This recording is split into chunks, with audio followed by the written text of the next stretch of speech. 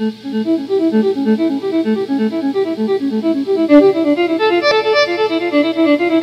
welcome back to InnovativeFitness.info. Today's lesson is on fat burning and insulin metabolism. Again, I'm going to try to take some really complicated stuff and make it as simple as possible. Now, looking at some of these things that I've written out, what I want you to understand is that to implement this dietary-wise is going to be hard. It's very disciplined, okay? It's going to be on a 7-day cycle of every week of how you're going to manipulate carbohydrates in your diet. Now, here's the thing. This, in concept, it's really, really simple because I have a lot of type 1 and type 2 diabetic clients. And what I tell them is basically what I'm going to tell you right now, that if you're having sugar problems, you really have to drop your sugars. I mean, pretty much eliminate them. But I'm going to show you a way that you can cycle them to make it a little bit easier. Because everybody loves carbohydrates, everybody loves sugar, you know, including me. But it's the kinds that you have and when you have them. And I am going to repeat myself a lot for some of my clients that watch this. I know I'm repeating myself, but this is going to be very, very simple. If you have sugar problems, stop eating it. And I'm going to show you how to do that. Now, here's the deal. Since we live in such a carbohydrate-laden society or culture in America, we've seen obviously that rise of type 1 and type 2 diabetes. Now, what we need to do because of that is control the sugars. You're going to start controlling your insulin levels. You take in a carbohydrate, your insulin goes up. It's that simple. So I'm going to do a little drawing here. When your carbs are taken in, your insulin is going to go up. Because your blood sugar goes up, your insulin is an energy storer, or it stores energy. It wants to take that increased glucose or increased sugars, lower it in your bloodstream, and get it into your tissues. So between your tissues and your bloodstream, you have a balance of your sugars. Now, very, very simply, your body wants to burn carbs first, proteins second, and fats last. Well, if it burns in that order, how do we free up these fatty acids to be burned more quickly? One we know is exercise. Two is going to come from how you cycle your diet. And I'm going to show you that in a second. So if we take away the carb, right? Very, very simple. You start lowering your carbohydrates. What's going to happen to your insulin levels? If we take this away, let me draw a little X through the carb, then your insulin levels are going to go down. Very, very simple. When your insulin levels go down, you start burning proteins and fats faster, more efficiently. Fats and proteins can be turned into glucose. So if your body needs glucose, it'll enzymatically turn these two into glucose. That's another video for another day. So real simple, eliminate the carbs, drop the insulin. What happens with the fat burning potential, as you see I got these two titles, fat burning potential and insulin levels. Then your fat burning potential, because your insulin has gone down, your fat burning potential goes up. Very, very simple.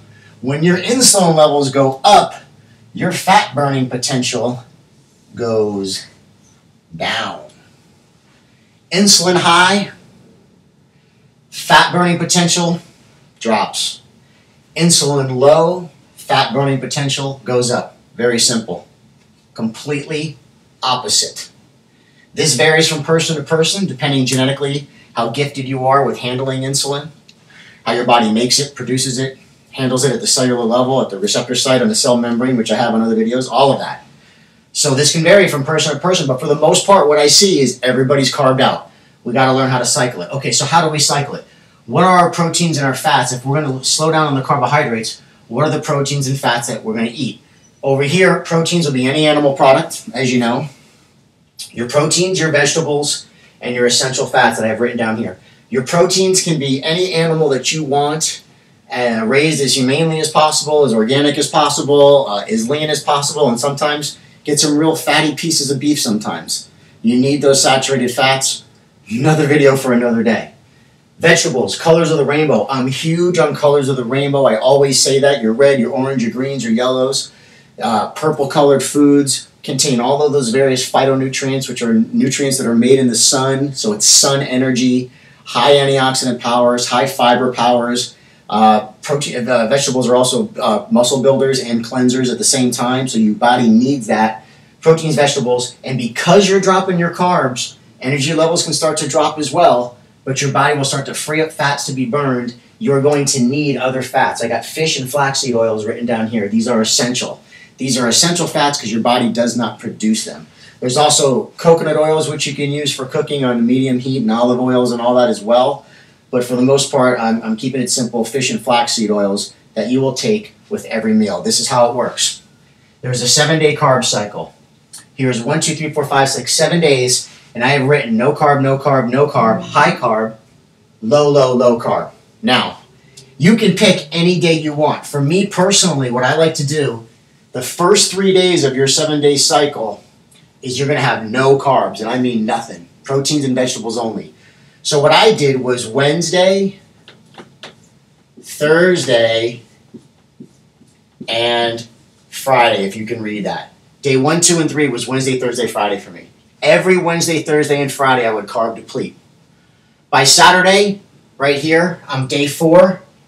Write a little arrow here. Saturday, I would have higher carbohydrate, which are your starches, your sweet potatoes, your rices, corn, yams, things of that nature. Not really too many sweets, but, complex carbohydrates, oatmeal, stuff like that, is dominantly on day 4.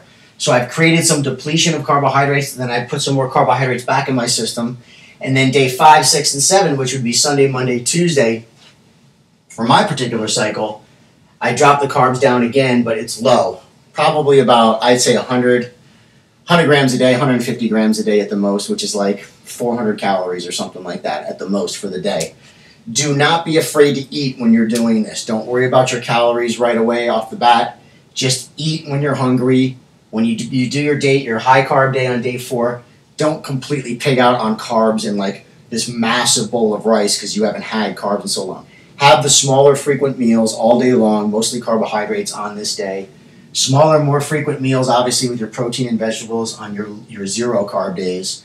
And then on your low carb days, same thing. Smaller, more frequent meals, just adjust the carbohydrates from being high to low. So as you start to drop your carbs down again, you're still going to have them on day 5, 6, and 7. Then you repeat the cycle. I come back to Wednesday, boom, drop the carbs again, drop the insulin again. Now, this can be a little bit too much for some people. If you want, you can do 2 days of no carb. Okay? Then on day 3, you can go low. This is modified now, okay? So 2 days of no carb, right? No, go low on day 3. Day 4, go high, and then go low, low, low again. That's just kind of a little tweak, a little modification to it, because sometimes 3 days in a row is rough. But if you need to lose weight, and you're holding excess body fat, or you're getting ready even for competition, or whatever it is that you want to do to lose body fat levels, go for the 3 days. Trust me, it works like a charm. Carb up on that 4th day. You can have your carbs. Go back low day 5, 6, and 7. I can't emphasize that enough. Watch the video over and over again to get that in your head. Schedule it out. Figure out the protein, vegetable, and fat combinations you're going to use. And this is basically how it works. If you're having insulin problems, you've got to try this. You've got to deplete. You've got to get your sugars down. And this is what I don't understand when a lot of my clients, they're going to their doctors and their sugars are high and they're putting on metformin and glucophage and I forget the other injectable name of that drug, and they're slamming the pancreas to try to make it more insulin. Look, the pancreas is not making the insulin because it's tired. It is overtrained, just like you can overtrain. It is overstressed out, just like we can be overstressed out. So the brain shuts down pancreatic function because you've been smacking it in the head to produce too much insulin with too much sugars, of all various kinds of sugars. Give your body a break by depleting every now and then. It'll thank you for it, I'm telling you. When your pancreas comes to rest, then your brain turns it back on again, and all the electrical frequencies start coming back again, especially if you're getting enough vegetables and all those minerals and all those colors of the rainbow. Your pancreas and your brain work on frequencies, on communication, cell-to-cell communication. There's a video on my website on that.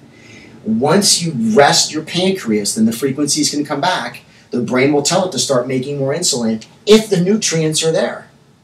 The other thing I tell people that are having sugar problems, you have to dose on minerals. Chromium is part of the insulin molecule. If you do not have enough chromium in your diet, your body can't even make insulin. Because if chromium is part of the insulin molecule and you're not making insulin, I guarantee you're not having enough chromium in your diet.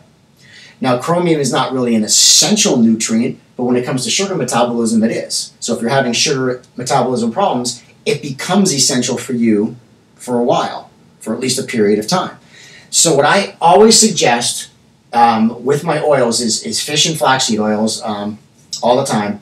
And then for Colors of the Rainbow is actually a whole food supplement called Spirulina. I have a video on this as well. This is how you spell it. Spirulina. Comes in 500 milligram tablets and 1,000 milligram tablets. I'll take anywhere from 5 to 10 to 15, sometimes 20 a day, depending on training and how much vegetables I'm able to get in. Very, very, very, very good product. It's whole food. It contains all the colors of the rainbow, essential fats, amino acids, 94 trace minerals. I have my sugar people that are having problems dose on this stuff.